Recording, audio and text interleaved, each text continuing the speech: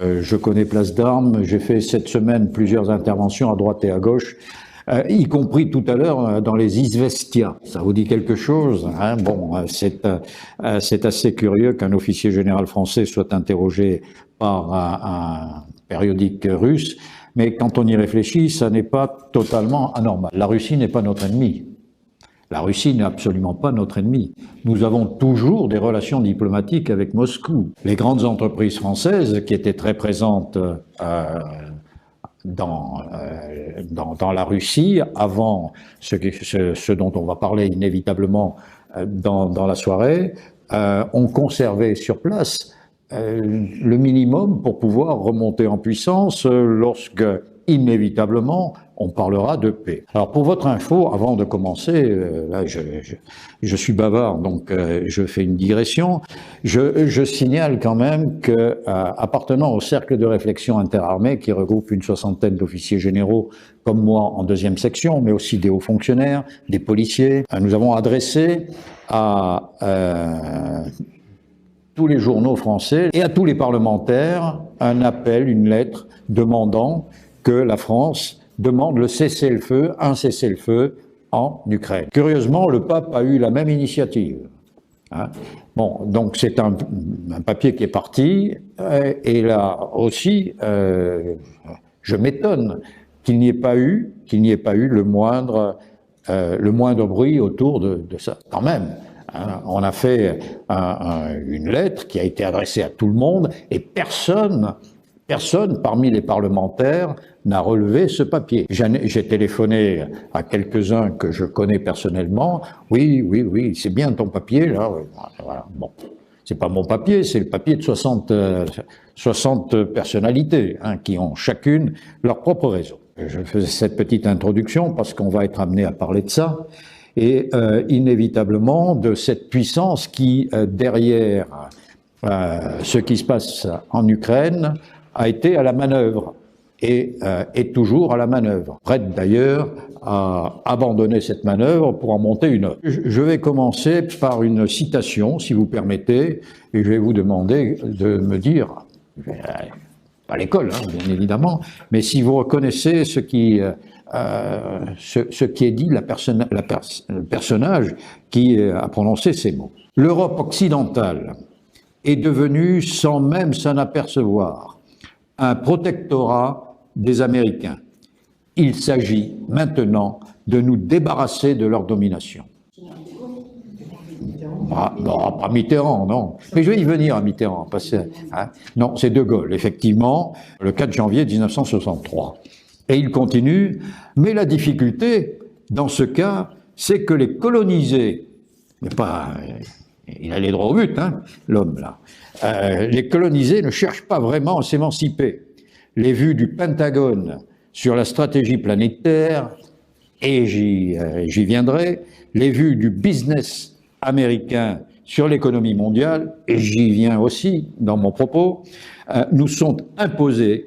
Bien des Européens, et ça aussi j'en parle, y sont favorables. 1963. Son successeur a dit « Les Français, la France est en guerre contre l'Amérique, mais les Français ne le savent pas. » C'était dans le prolongement, quasiment. Alors, je crois que aujourd'hui, une grande partie des problèmes de la planète sont dus ou proviennent des États-Unis. Si nous faisons l'effort de nous interroger sur leur rôle, en comparant ce que les siècles passés nous ont offert ou ont connu, nous pouvons être interpellés, à mon avis, par l'omniprésence des États-Unis, dans la vie de tous les jours, ne serait-ce que dans la vie de tous les jours, et surtout dans les affaires du monde. Aucune puissance auparavant n'a bénéficié d'un tel pouvoir sur la planète, ni autant d'allégeances assumées ou contraintes. Alors, ce qui est étonnant, c'est comment en est-on arrivé là. Alors je crois, et je ne fais pas de la provocation en le disant, il m'arrive de faire de la provocation, mais là, c'est un simple constat, je crois que l'effondrement de l'URSS a été une catastrophe pour nous, parce que l'URSS, c'était, comment dire, un élément temporisateur, même si la doctrine communiste était abominable. Il y avait du côté des États-Unis un regard inquiet et comment dire, une réserve dans leur volonté hégémonique. Mais à partir du moment où l'URSS s'est effondrée, alors il n'y a plus de limite à ce que l'on appelle aujourd'hui l'hubris, hein, donc l'orgueil des États-Unis. Alors c'est une idéologie totalitaire en fait, hein, et je vais expliquer pourquoi.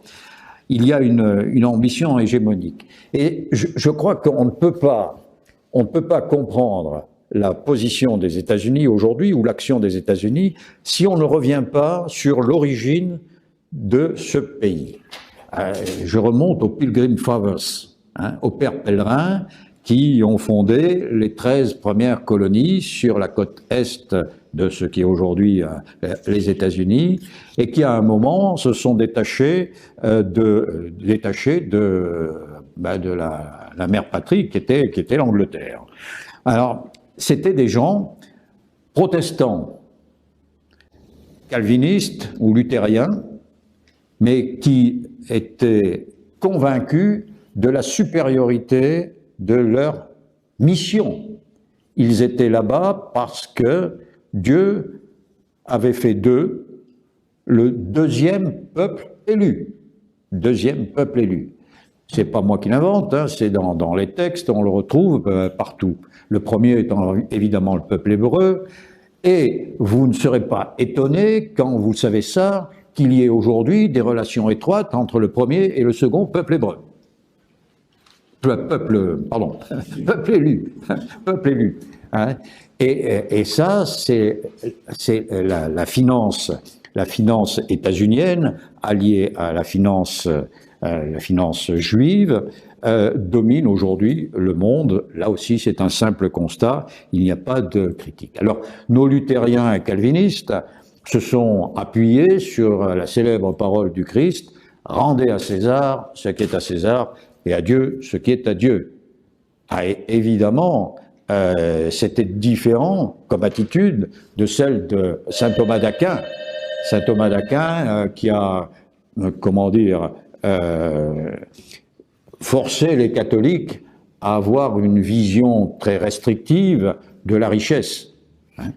Et donc, les héritiers des Pilgrim Fathers, qui s'appellent les WASP, les White Anglo-Saxon Protestants, eh bien, ma foi, ils ont cherché à faire fortune, parce que faire fortune, c'était honorer Dieu. Voilà, si on ne va pas jusque-là, si on ne comprend pas les prémices de ce pays, eh bien, on ne comprend pas non plus la position des États-Unis aujourd'hui. Alors, il fallait, à partir de ces premières colonies, s'étendre. Et qu'est-ce qui s'est produit? Ça a été la conquête de l'Ouest. Conquête de l'Ouest, il y avait la Bible d'un côté et la Winchester ou le Colt de l'autre. Et on a massacré.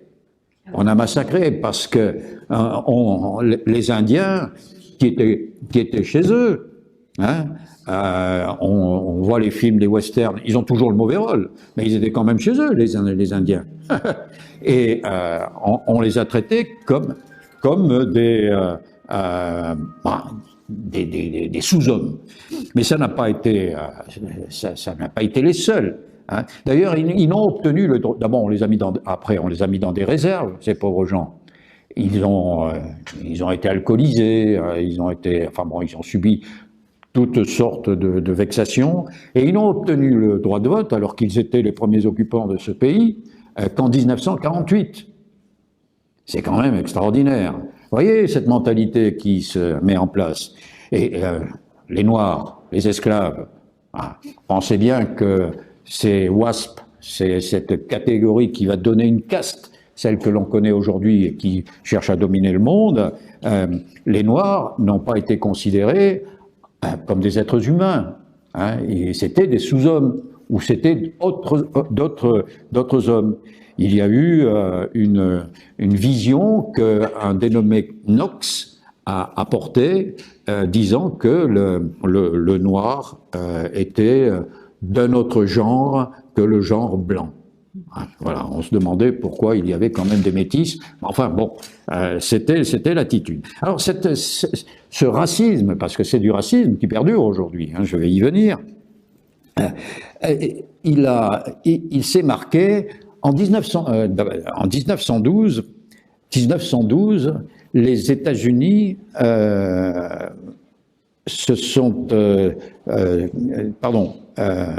le Congrès des États-Unis a débattu sur la nature raciale, tenez-vous bien, des Italiens. Eh oui, parce qu'il y avait des Italiens qui venaient du Mezzogiorno et qui étaient un peu basanés. Alors, on s'est demandé s'ils étaient des Blancs. Vous vous rendez compte? En 1919, un peuple pourtant lui-même xénophobe, les Japonais, ils ont participé au traité de Versailles, ont demandé à ce que soit inscrit dans le traité de paix une clause condamnant le racisme, parce que leurs compatriotes qui étaient venus du Japon et qui s'étaient installés sur la côte ouest étaient victimes de toutes sortes de vexations. Alors si on ne comprend pas ce début, on ne comprend rien. Et évidemment, les gens, pour se protéger, se sont organisés en communauté. Il n'y a pas, comme chez nous, la transcendance de la nation.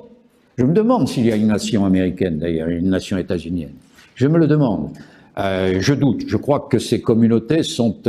elles ont des intérêts en commun, mais elles ne constituent pas une véritable nation. C'est un avis personnel, hein, et c'est peut-être, vous pourrez me dire le contraire. Donc ces gens-là se sont organisés en communauté. Qui dit communauté dit comparaison. Comparaison dit hiérarchisation. Et ça correspondait à la mentalité finalement, de cette classe dirigeante. Depuis l'origine, ce pays a promu la violence.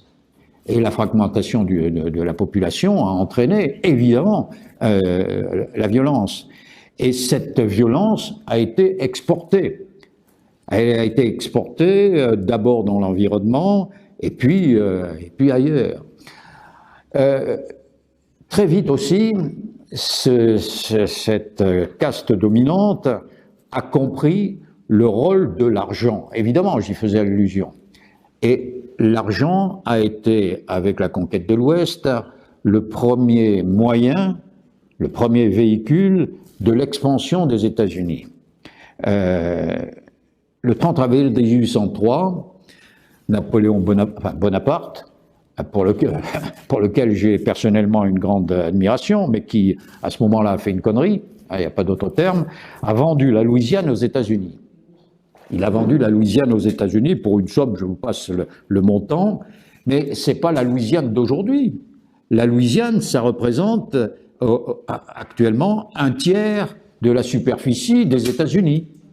Eh oui, c'est énorme. Et si le père Napoléon s'était intéressé à la Louisiane plutôt qu'à la Russie, eh bien, je pense qu'on aurait vu aujourd'hui une autre dimension géopolitique. Mais enfin, bon, passons. Il n'a pas été le seul. Justement, je parle de la Russie. Il y a le tsar Alexandre II qui va céder aux États-Unis en 1867 les terres russes qui se trouvaient de l'autre côté du détroit de Bering. Et vous voyez de quoi il s'agit, l'Alaska. C'est pas rien, l'Alaska. C'est en superficie le premier État des États-Unis, le premier État fédéré. Il regorge de ressources. Et voilà comment donc l'argent a permis déjà d'étendre la superficie des États-Unis. Et je poursuis. Les États-Unis ont acheté au Danemark un certain nombre de terres, les îles Vierges par exemple, et puis ils ont proposé d'acheter le Groenland et l'Islande. L'Islande n'était pas encore indépendante. Et les Danois ont refusé, mais j'ai constaté que Trump avait fait la même proposition. Le Groenland a encore refusé, le Groenland, pardon, décidément, le Danemark a refusé. Et pourquoi le Groenland? On pourrait dire, comme Voltaire, que c'est des espaces de terre, des espaces de neige. Ben non, le Groenland est riche de toutes sortes de ressources, des terres rares. Et vous savez que les terres rares, c'est ce dont on va avoir besoin, dont on a besoin déjà pour la conquête spatiale, pour les smartphones, pour l'intelligence artificielle, pour aller un peu partout dans la conquête et dans la recherche. Donc c'est pas rien, c'est pas rien. Alors, mais toute terre ne peut pas être achetée. Hein. Donc, il y a aussi une sorte de conquête par la dislocation. Ils ont disloqué les possessions coloniales espagnoles. Hein. Par exemple, ils ont séparé de la Colombie le Panama. Pourquoi? Par intérêt, évidemment. Hein. Et ils sont propriétaires du canal, et maintenant il y a un petit État qui est évidemment à la dévotion des États-Unis. Hein. Il n'y a pas d'autre, pour eux, d'alternative possible. C'est ou les États-Unis ou les États-Unis. Hein. D'accord. Alors, ils ont dominé par la finance, et on verra, et je suis ravi qu'il y ait Maître Sanviti là, parce que il combat comme nous tous les trafics et les trafics de drogue et toutes les conséquences sur la vie du monde. Ils ont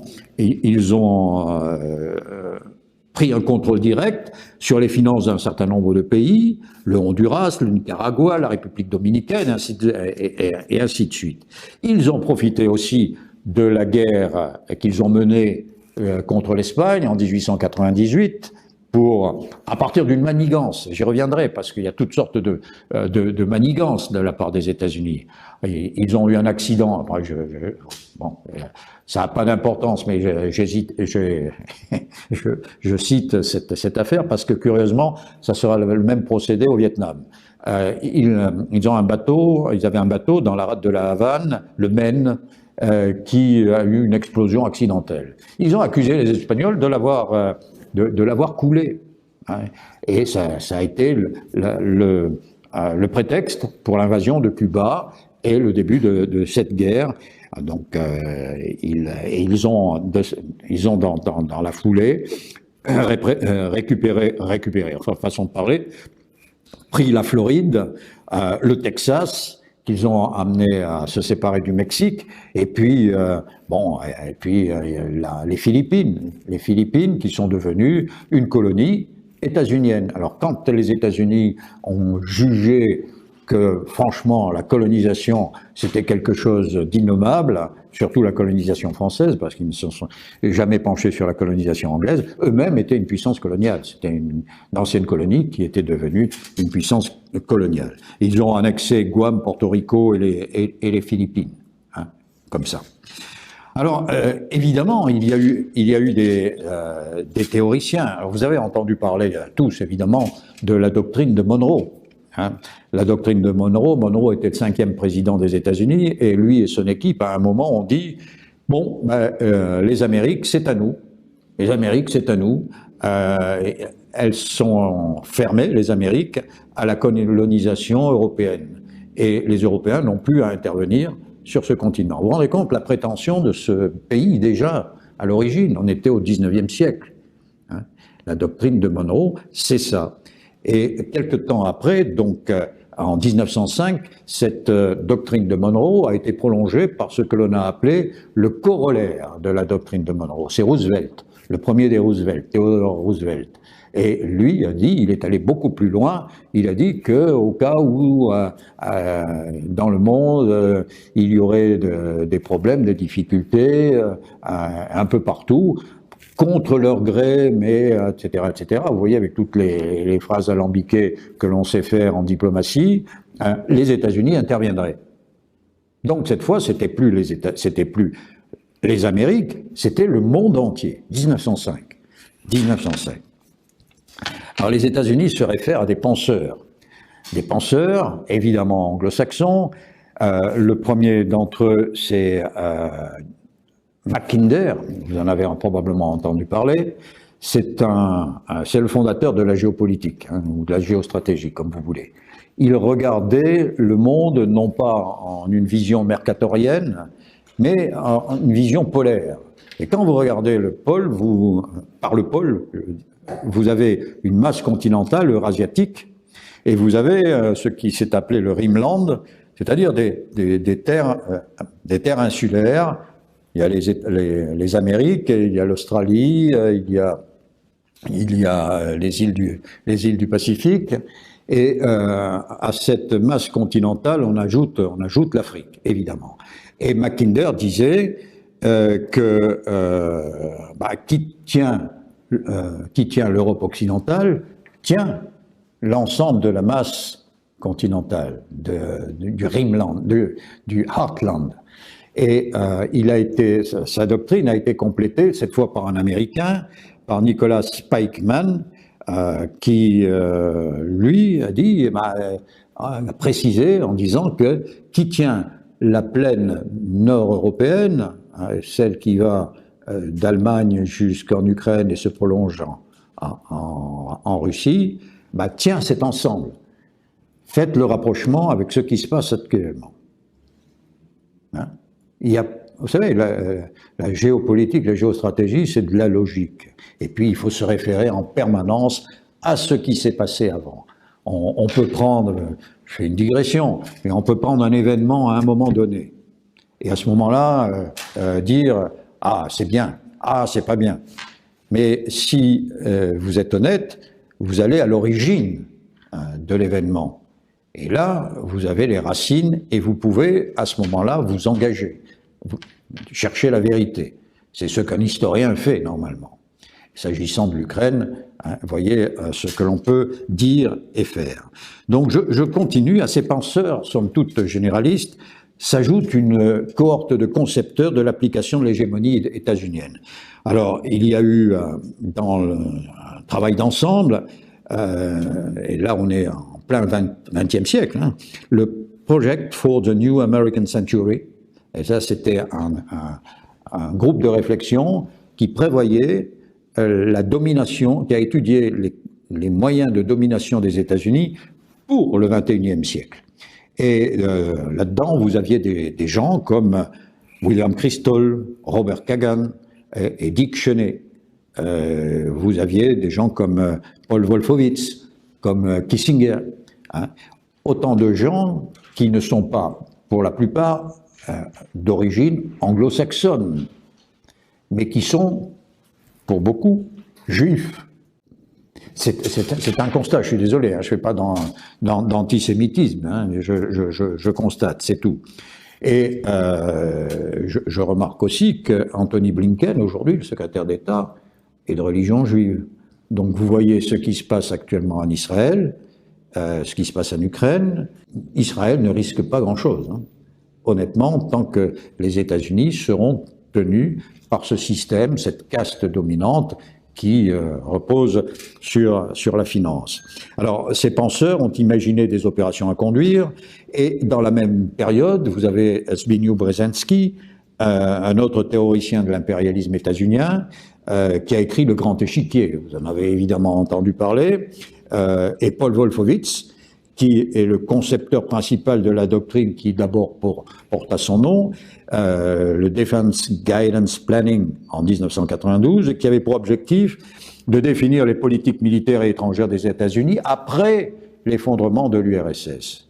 Et là aussi, hein, c'était tellement gros, tellement évident que le président des États-Unis a demandé que ça soit réécrit, mais comme ça a été réécrit par Dick Cheney et le chef d'état-major des armées de l'époque, Colin Powell, à 2-3 mots près, de 4 ou 5 virgules près, ça a été exactement la même chose. Ça a été évidemment très critiqué, mais que voulez-vous faire?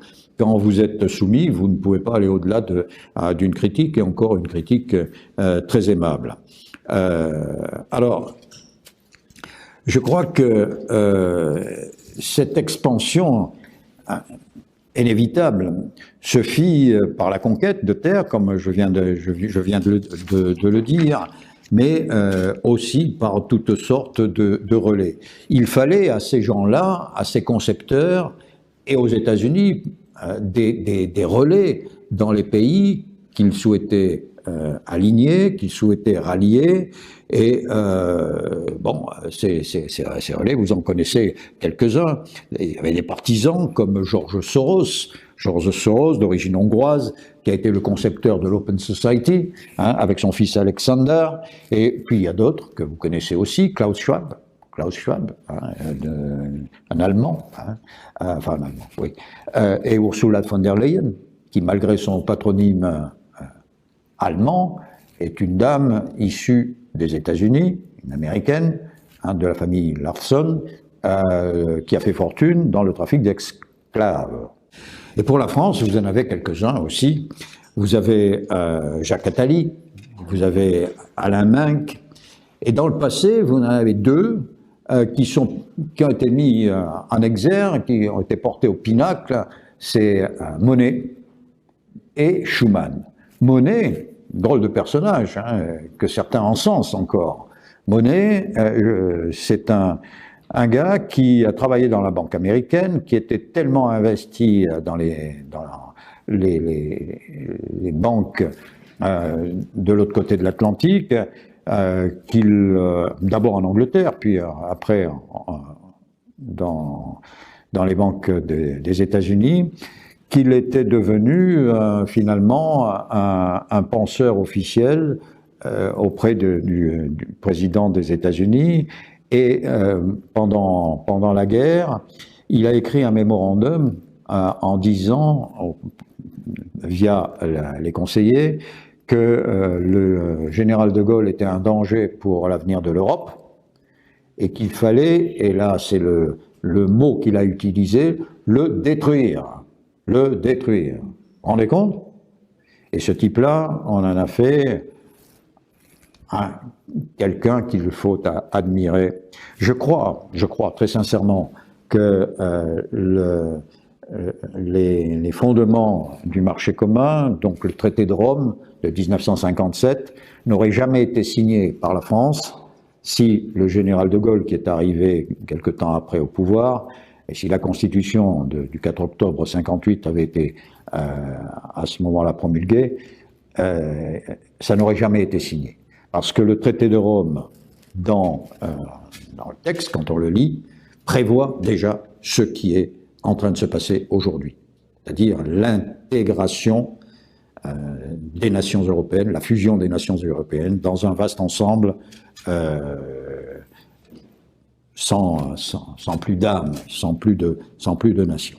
Alors vous avez des relais toujours avec la trilatérale, avec Bilderberg, avec la Rand Corporation, et puis puisqu'on a eu il y a quelque temps cette affaire de la Covid-19, il faut savoir que les grands groupes pharmaceutiques se sont réunis aussi, à l'image de Bilderberg, dans le Dolder Club.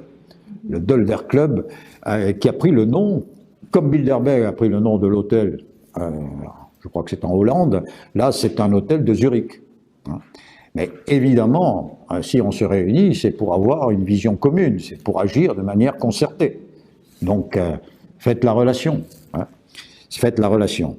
Et puis, il y a aussi la mise en place de tout un système pour faire en sorte que les chefs d'État des puissances alliées soient bien orientés.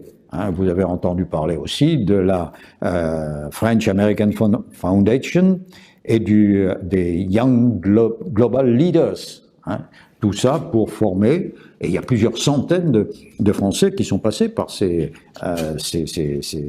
système de formatage des esprits. Alors l'idéologie, eh bien, elle repose évidemment sur l'exportation de l'American Way of Life, et de l'idée que l'Occident doit être porteur, doit véhiculer véhiculer l'organisation et la façon de vivre que l'on connaît aux États-Unis. In God we trust. Nous avons confiance en Dieu, et c'est pour ça que j'ai appelé mon bouquin « Dieu n'a pas béni l'Amérique », ce qui est vrai. Alors l'idéologie repose évidemment sur le capitalisme ultralibéral, dont les principes sont reliés par toutes sortes d'organisations qui, comme je vais le dire, ont été définis par les États-Unis. L'OMC, l'OMC, sa mise en œuvre fait appel à deux formidables outils. Alors maintenant, on en vient aux outils. Le premier, j'en ai parlé, c'est le dollar. Et le dollar, c'était une monnaie nationale, donc bon, ça pouvait aller. Et l'armée, l'armée qui dépend du dollar. Et le principe, c'est abaisser et détruire pour dominer. Les États-Unis font reposer leur dimension mondiale sur l'exportation du chaos. Bon. Je crois que la Seconde Guerre mondiale, ça a été aussi pour eux le début. J'ai parlé de 1991, mais je crois que 1945 a été la première étape de ce dimensionnement de ce pays.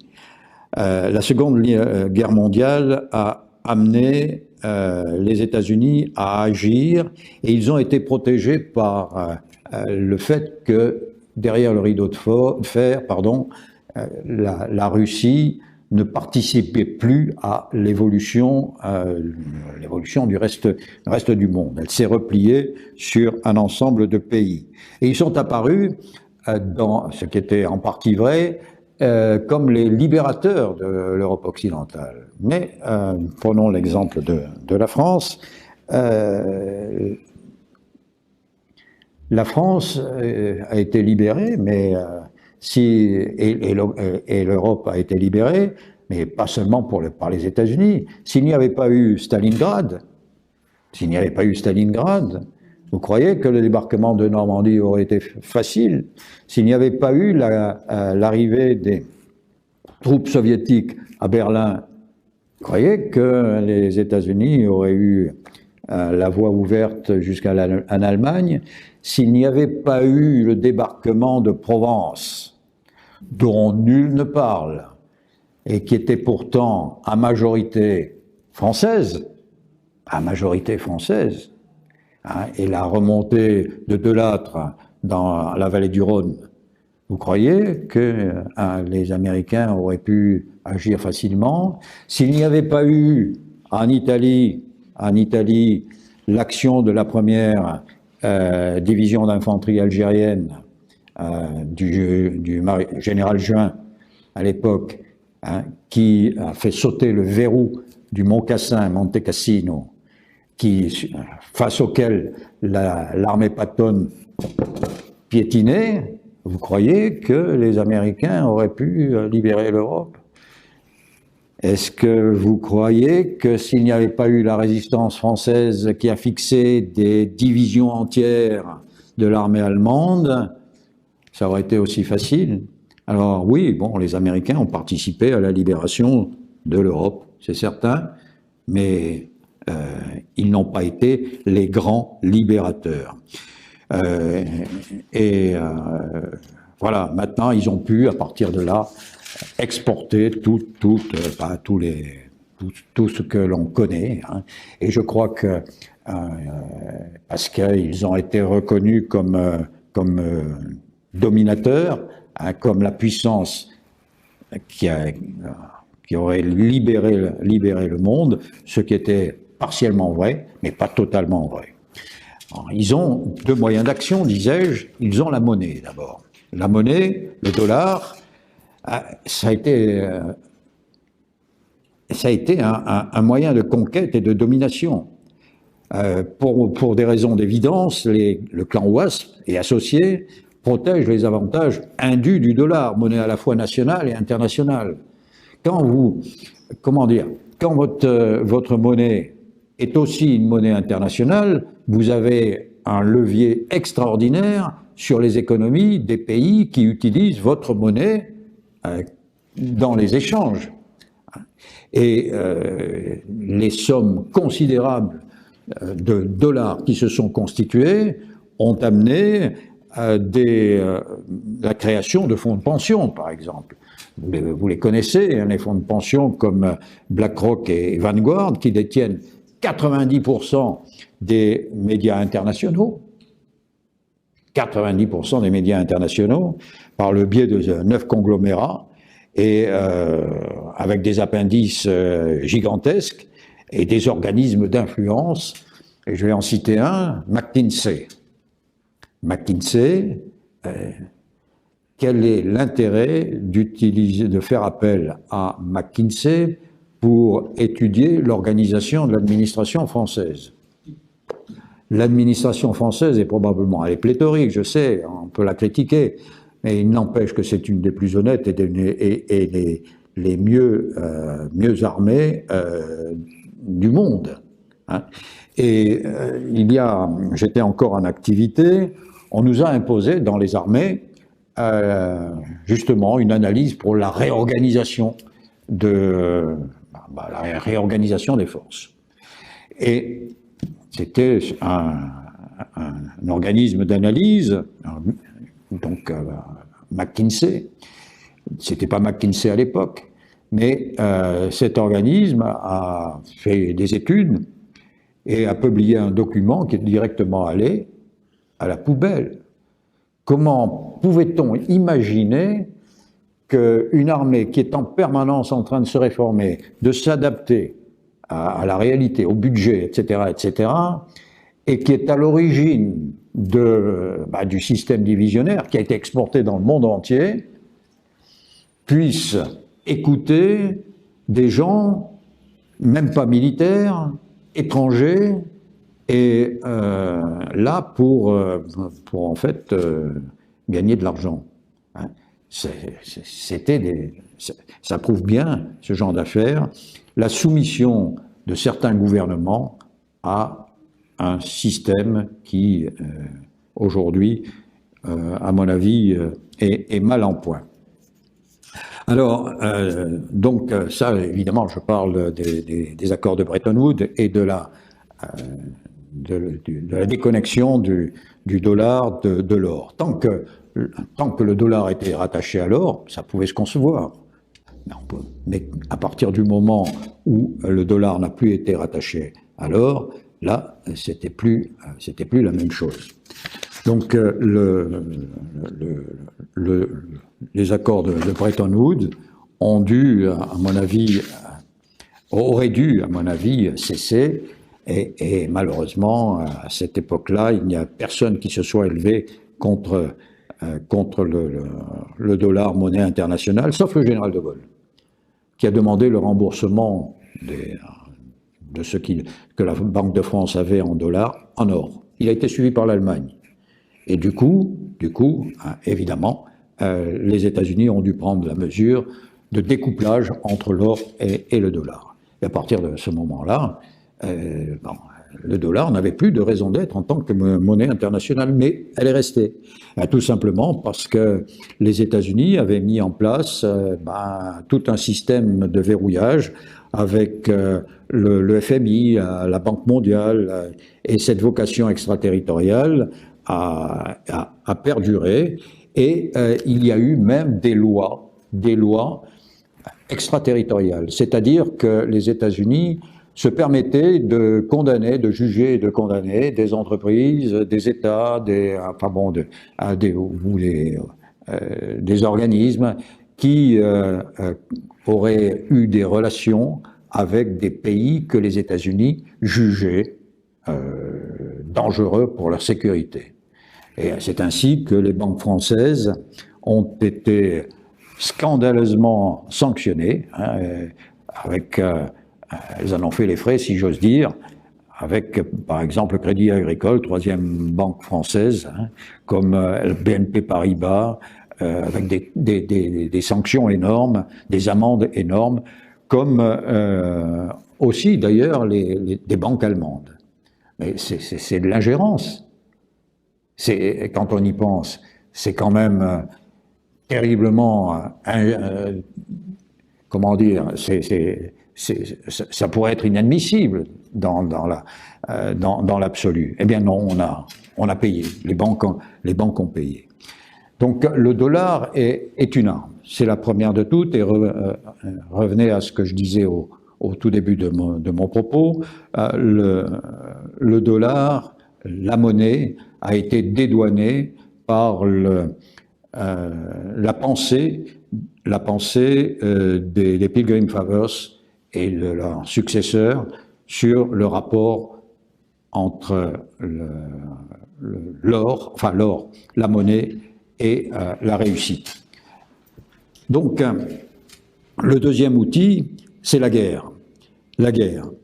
Les Pilgrim Fathers ont découvert très tôt que la guerre était un formidable outil d'enrichissement. Et ça a été confirmé assez vite avec la guerre civile. La guerre de sécession dans les années 60, et là, ça a été un formidable accélérateur industriel, et ça a entraîné une grande expansion économique et financière. Alors bon, cette guerre était la conquête du Nord, du Sud par le Nord. Le prétexte de la libération des Noirs était fallacieux. Vous savez comment les Noirs sont considérés. Et d'ailleurs, ça n'aurait pas duré, l'esclavage. Le général Lee, qui commandait les troupes du Sud, était lui-même hostile à l'esclavage. Il n'en voyait pas l'intérêt au plan économique. Et en fait, cette guerre a été une guerre d'assimilation du Sud, qui avait conservé une approche culturelle, une approche civilisationnelle assez proche de l'Europe. Voilà, le but c'était d'intégrer le Sud des États-Unis à la vision mercantiliste du Nord. Voilà. Je reviens un peu au XXe siècle. Les États-Unis ont octroyé des prêts, y compris aux Alliés, obligeant les anciens belligérants, évidemment, à les rembourser à un moment ou à un autre. Alors ces prêts, ou le plan Marshall, par exemple, ils ont donné de l'argent, les pays se sont crus bénéficiaires de prêts, mais en réalité, il y avait une clause, l'argent ne pouvait servir qu'à acheter aux États-Unis, à acheter du matériel aux États-Unis. C'était le prêt-bail et le plan Marshall. Donc là, il y avait un lien, parce qu'à partir du moment où vous avez du matériel américain, vous êtes obligé de continuer à acheter américain. Des pièces détachées, le remplacement, et puis les améliorations, etc., etc. Et donc, c'est ce qui s'est passé, et il est aujourd'hui, on le voit encore, très difficile de se libérer de cette dépendance. Alors, depuis 1945, c'est aussi un constat, les États-Unis n'ont gagné aucune guerre. J'ai dit que la Seconde Guerre mondiale, ils ne l'avaient pas gagnée seuls, mais ils n'ont gagné strictement aucune guerre. Hein, aucune guerre. On peut faire le bilan. Hein. Ils ont créé le chaos, en revanche. Ils ont créé le chaos. Ils sont allés à l'issue de la Seconde Guerre mondiale, ça a été la Corée. Corée partage. Après la Corée, il y a eu, on peut passer au Vietnam, évacuation. On peut parler de l'Afghanistan, évacuation. Ils ont fait un raid, je ne sais pas si vous en souvenez, pour libérer leur ambassade en Iran. Leurs hélicoptères se sont cassés la figure. Bref, ils n'ont gagné aucune guerre depuis la Seconde Guerre mondiale. Et quand on reprend ce qu'ils ont fait, on peut se rendre compte aussi qu'ils ont la technologie du charcutage. Le chaos, en fait, ça les satisfait parce qu'ils peuvent contrôler, ils peuvent facilement dominer. Il y a deux techniques pour le charcutage. Soit on disloque des ensembles, soit on regroupe des États de telle manière qu'ils constituent des ensembles sans âme et faciles là aussi à dominer. Cette technique, ils l'ont imaginé dès 1919. Dès 1919, Woodrow Wilson, qui était le président de l'époque, avait fait un plan à 14 points, et dans ce document, il n'y avait pas le retour de l'Alsace-Moselle à la France. À l'époque, on parlait d'Alsace-Lorraine, c'était la traduction de l'allemand, et évidemment, Clemenceau a bondi. C'était inadmissible, ça avait été l'objet de la guerre, la récupération de l'Alsace-Lorraine. Eh bien, ça a été modifié, mais ça n'est apparu qu'en 8e position sur ce plan en 14 points de Wilson. Il a été présenté au Sénat des États-Unis, mais heureusement, ce plan a été rejeté. Donc, exit le plan en 14 points de Woodrow Wilson. Mais il aurait très bien admis que l'Alsace-Moselle reste à l'Allemagne. Donc, début de la conception du charcutage. Mais je vous rappelle qu'ils avaient déjà procédé comme ça avec l'Amérique latine. En mars 1943, donc là c'est la Seconde Guerre mondiale, Roosevelt, le second, Franklin Delano Roosevelt, qui était terriblement hostile au général de Gaulle, qu'il soupçonnait de vouloir établir une dictature, ce qui aurait profondément gêné les projets des États-Unis sur l'Europe. Donc Roosevelt présenta à Anthony Eden, qui était à l'époque le secrétaire d'État britannique aux Affaires étrangères, le projet de création d'un nouvel État en Europe qu'il avait même appelé, auquel il avait même donné un nom, Wallonia, et qui aurait réuni la Wallonie, le Luxembourg, l'Alsace-Lorraine et une partie de la France. Ah oui, du nord de la France. Évidemment, c'était quelque chose contre lequel le général de Gaulle s'est élevé, et Roosevelt a finalement compris que de Gaulle était probablement l'homme qui pouvait évacuer la menace communiste en France. Donc cette affaire est tombée à l'eau. Mais vous voyez déjà la façon de procéder. Les États-Unis n'ont cessé depuis ce jour jusqu'à aujourd'hui de provoquer des guerres. Ils n'ont cessé d'être en guerre. Ils ont mené 500 opérations dans le monde depuis leur origine. Elles sont censées, dans leur imaginaire non avoué, mais incontestable au regard de leur idéologie, de leur permettre de mieux soumettre les peuples en définissant de nouvelles entités et frontières. C'est ce que je viens de dire. Voilà. Dans les faits, nous sommes confrontés à une hégémonie. Une hégémonie, et ils l'ont appliqué, cette façon de faire, dans plusieurs zones du monde. Au Rwanda, par exemple, la guerre du Rwanda, elle a été voulue par eux. Kagame est une de leurs créatures. Ils imaginaient réorganiser cette région d'Afrique centrale en incluant le Zimbabwe, le Rwanda et tout ou partie de la RDC, c'est-à-dire des zones extrêmement riches, toujours la même chose, riches au point de vue minéraux. Bon, ça ne s'est pas tout à fait passé comme ça, mais c'était dans leur imaginaire. Ils ont tenté aussi de faire la même chose au Proche et au Moyen-Orient. Les accords de Sykes-Picot du début du XXe siècle ne leur convenaient pas. Il y a eu donc déjà une entorse avec la création de l'État d'Israël, et il y a eu le désordre qu'ils ont mis en Irak et en Syrie, avec l'intention qui était un peu voisine, en tout cas proche, de celle que Lawrence d'Arabie avait eue, de faire un vaste ensemble. Et évidemment, ce vaste ensemble aurait été sous leur domination.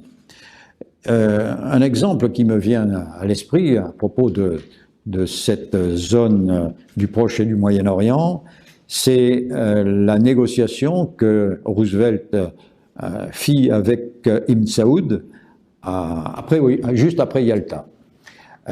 C'est ce qu'on appelle le pacte de Quincy ou de Quincy.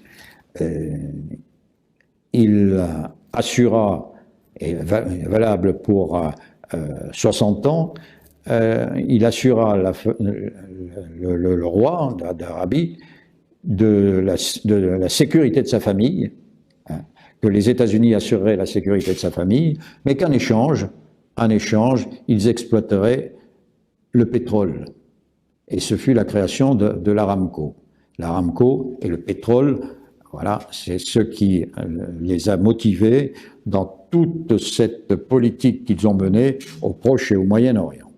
Alors, bon, je viens de brosser assez sommairement, en passant sur des tas de détails, la volonté hégémonique des États-Unis et la façon dont ils opèrent. Mais il y a bien d'autres façons pour eux d'agir. Il y a les manipulations, les mensonges, les trahisons. Un exemple, c'est en juin 45. Juin 45, ça vous dit quelque chose, c'est le bombardement du Japon, Nagasaki, Hiroshima et Nagasaki. Alors, là c'est vraiment du mensonge, hein, du mensonge. L'empereur du Japon et son entourage étaient convaincus que la guerre était perdue et qu'il fallait négocier. Les Américains savaient que l'armée de terre japonaise était détruite à 90%, qu'il n'y avait plus de marine et que l'armée de l'air était incapable de faire décoller le moindre avion. La conquête terrestre par l'île de Kyushu au sud aurait coûté, selon les analystes de l'époque les plus pertinents, à peu près 20 000 morts. Ce n'était rien par rapport aux millions de soldats et de civils morts pendant cette guerre. Les Japonais tentèrent donc une négociation, d'abord avec les Russes, disant nous on veut arrêter. Hein. Puis comme les Russes, Staline avait promis aux Américains de rentrer dans la guerre, ce côté de la négociation s'arrêta. Ils le firent avec le Vatican, avec la Suisse. Les États-Unis, qui avaient cassé le code 97, qui était le code secret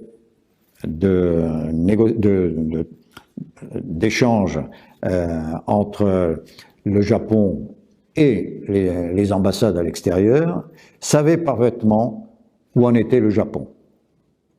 Le Japon était exsangue. Eh bien, ils ont effectivement bombardé Hiroshima et Nagasaki dans ces conditions, sachant que le Japon était en totale déliquescence et que ça ne servirait à rien. Ça ne servira à rien. Il y a eu 200 000 morts, sans compter les morts par irradiation. Donc, c'est un scandale. Hein. Ça serait un crime contre l'humanité, aujourd'hui. Hein.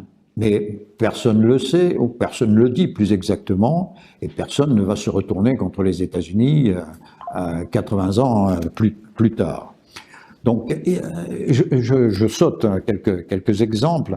Il faut par exemple se rappeler qu'en 2010, la France de M. Hollande a été contrainte de rompre un contrat portant sur les porte-hélicoptères. Les porte-hélicoptères amphibies de la classe Mistral que la Russie avait commandés à la France. Il y en avait 2, et puis 2 qui étaient finis, et puis 2 autres qui étaient prêts à être construits. Donc, et là, quand même, c'était de la soumission. Tout simplement parce qu'on prévoyait déjà, les Américains prévoyaient une manigance avec la Russie. Guerre plus tard, le 15 septembre 2021, vous vous en souvenez à l'évidence, toujours dans le domaine de la défense. Ce fut la dénonciation par l'Australie, pays anglo-saxon, du contrat de construction de 12 sous-marins classiques par la France et la conclusion d'un contrat avec les États-Unis et le Royaume-Uni pour la construction de sous-marins nucléaires d'attaque, mais dont le début des travaux ne se fera qu'en 2040. Ben oui, hein. Ils ne respectent pas leurs paroles. Alors là, on se rapproche de la période d'aujourd'hui. Le président russo-soviétique Gorbatchev avait reçu en 1990 l'assurance du secrétaire d'État de l'époque, James Baker, que les pays de l'Europe de l'Est, libérés de la tutelle de l'URSS, ne rallieraient pas l'OTAN. Ça a été confirmé. Ben, nous savons ce qui est advenu de cette promesse, pourtant confirmée en 1991. Alors, je ne peux pas ne pas parler de la guerre en Ukraine, bien sûr. Hein. Là aussi, la guerre en Ukraine a eu ses prémices en Serbie. Qu'est-ce qu'on est allé bombarder la Serbie? Hein? Le Kosovo. Le but, c'était de tester la Russie, la réaction de la Russie, et puis d'emmerder les Slaves. Bon, et là encore, dans cette affaire ukrainienne, dont on sait maintenant, enfin pour les gens informés, que son origine, c'est les manigances de Madame Nuland et de la CIA à partir de 2012, hein, et toutes les révolutions qui ont contesté l'élection légitime du président, du premier président d'Ukraine, eh bien, cette manigance a abouti à faire tuer des centaines de milliers de jeunes Ukrainiens, hein, et à ruiner l'économie européenne.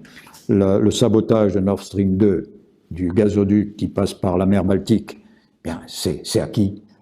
On a voulu à un moment faire croire que c'était les Russes. Les Russes, ils n'allaient pas se priver d'exporter du gaz qui leur amenait des devises. C'était idiot. Non, c'est tombé à l'eau, cette affaire. Donc, on a vaguement cherché, les Suédois ont fait une enquête qui n'a pas abouti, évidemment. Bon, elle n'a pas abouti, et pour cause, on sait très bien qui a pétardé le gazoduc. Conséquence, c'est que l'économie allemande s'est effondrée.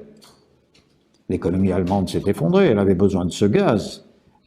Et non seulement l'économie allemande, mais le reste de l'économie européenne.